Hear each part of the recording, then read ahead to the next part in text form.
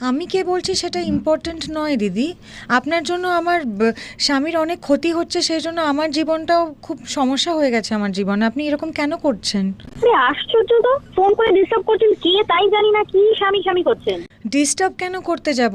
আপনি যে রোজ দিন এই সকালবেলা 9টার সময় ছাদে কাপড় মেলতে যান, সেটা কি না করে একটু বারান্দায় জামা কাপড়গুলো মেলতে পারবেন? কি আশ্চর্য, আমার বাড়ির ছাদ, আমার কাপড় আমি মেলবো, তাতে আপনার বাড়ির ছাদ আমি বুঝছি, কিন্তু আপনার বাড়ির ছাদের জন্য তো আমার জীবনে অনেক ক্ষতি হয়ে যাচ্ছে না? সেটা তো আপনাকে বুঝতে হবে, আপনি যখন আমার পাশেই থাকেন। ও আচ্ছা, তা কি সমস্যাটা কি সেটা বলুন আমায়। আমার স্বামী যায় সকালবেলা এক্সারসাইজ করতে ছাদে, আর ওই ডাম্বেল তুলতে তুলতে আপনি জামা কাপড় মেলছেন ওইসব দেখতে গিয়ে রোজ দিন আধ ঘন্টা এক্সট্রা এক্সারসাইজ করে অফিসে দেরি করে পৌঁছচ্ছে, আর ওর প্রমোশন আটকে যাচ্ছে না, সবাই কমপ্লেন করছে অফিসে।